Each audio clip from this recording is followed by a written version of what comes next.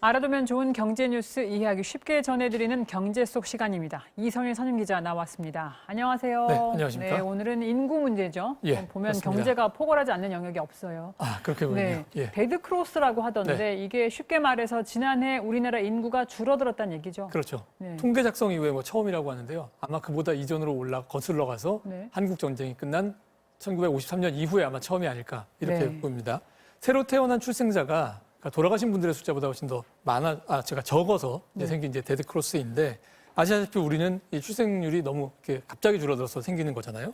문제는 이 추세를 바꾸는 게 거의 불가능하다는 점입니다.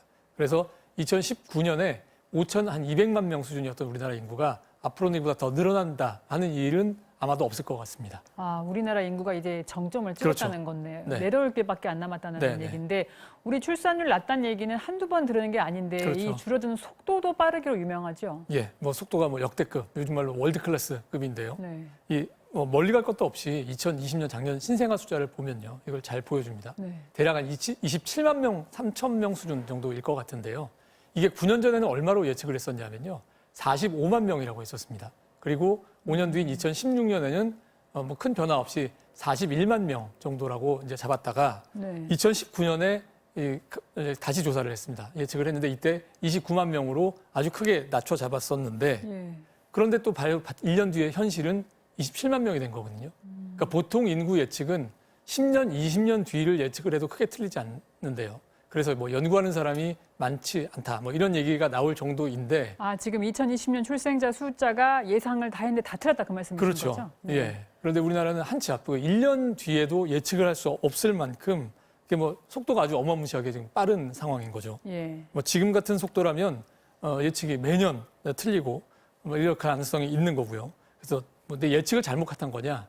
예측한 사람들이 잘못한 거라기보다는 우리의 현실이 그만큼 빠르게 변하고 있다라고 보는 게 더 맞을 것 같습니다. 네, 이런 월드 클래스는 사실 별로 반갑진 않네요. 그렇죠. 예. 네, 경제에 주는 영향 당연히 안 좋을 것 같은데 네. 구체적으로 실감할 수 있게 설명이 좀 필요한데요. 네. 어떤 일들이 벌어지나요? 단순한 예를 보면 이런 겁니다. 앞으로 20, 30대 여성이 10년 사이에 25% 줄어들 것으로 이제 예상이 되고 있는데요. 네. 그렇게 되면 이들을 타겟으로 하고 있는 상품을 만든 회사가 국내에 4군데 있다. 그러면 별다른 일이 없어도 이 중에 하나는 10년 안에 없어져야 된다. 네. 이런 거죠. 이거보다 이게 작은 기업들의 경우에는 이제 더 크게 힘들어질 수가 있습니다. 이게 이제 규모의 경제를 이제 따져야 되는 문제 때문인데요. 단적인 예로 보면 우리나라 방송국에서 만드는 드라마 제작비 보통 한 100억 원 정도 지금 하고 있거든요. 네. 근데 글로벌 회사인 넷플릭스는 이보다 한 2~3배 정도를 더 투자를 한다고 해요. 근데 이게 이 기업이 배포가 크고 또 미래를 잘 봐서 이런 거냐? 아닙니다. 그러니까 작품을 팔 수 있는 시장이 더 크기 때문에 그에 걸맞는 돈을 이제 투자한다. 이렇게 봐야 할 것 같은데요. 예. 사실 프로그램을 활용해서 벌어들일 가능성이 있는 매출 기준으로 보면 오히려 국내 방송사들이 더 통 크게 제작비를 쓰고 있는 거라 이렇게 볼 수 있는 거죠. 예. 근데 이런 상황에서는 이미 해외에 진출한 기존의 대기업들은 해외 시장에서 돈을 벌면 되기 때문에 국내 인구에 그렇게 크게 의존하지 않지만요. 새로 활동을 시작하는 투자를 해야 되는 그런 입장에서는 몸을 사릴 수밖에 없는 거죠. 또 거기다가 소상공인처럼 작은 사업자일수록 내수 의존도가 높고 또 이게 만들어주는 일자리 숫자도 많기 때문에요.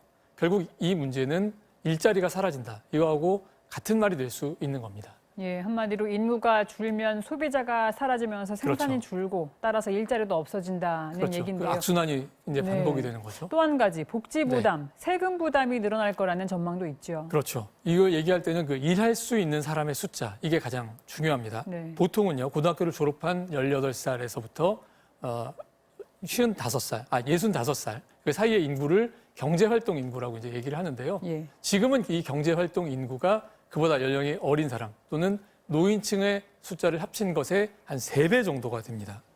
그런데 이제 앞으로는 30년 뒤에는 이 비율이 1대1로 이제 바꾸게 되거든요. 그럼 이 비율이 어떤 문제를 만드느냐? 국민연금을 보면 최근에 이제 공단에서 이제 앞으로 얼마를 받게 될 겁니다 하는 그런 이제 안내서가 이제 보내잖아요. 예. 네, 이대로 못 받게 될 가능성이 굉장히 높습니다. 이 돈 지금 통보세대를 받으려면요 어떻게 해야 되느냐? 연금의 투자 수익이 아주 획기적으로 드러나거든요. 이건 사실상 거의 불가능한 수준이고요. 저희 자녀 세대들이 지금보다 연금을 4배, 5배, 그보다 더 이상으로 내야 될 수도 있을 겁니다. 예. 그러니까 자녀 세대들의 숫자가 지금처럼 윗세대의 절반이 안 된다면 연금 재정은 예전에 예상했던 것보다 훨씬 더 빨리 바닥이 나거나 이 사람들이 더 많이 내야 되거나 이 둘 중에 하나를 선택해야 되는 거죠. 이게 알면서도 손을 대지 않고 있는 일인데요. 지금은 막상 코앞에 닥치면 아마 손댈 방법이 없지 않을까 이런 걱정이 앞섭니다. 예, 손을 대기 시작하면 저항이 심할 테니까요. 그렇죠. 잘 대비해야 할 텐데 너무 갑자기 현실로 닥칠까 걱정되는 소식 전해주셨습니다. 네. 이성일 선임기자 잘 들었습니다. 감사합니다.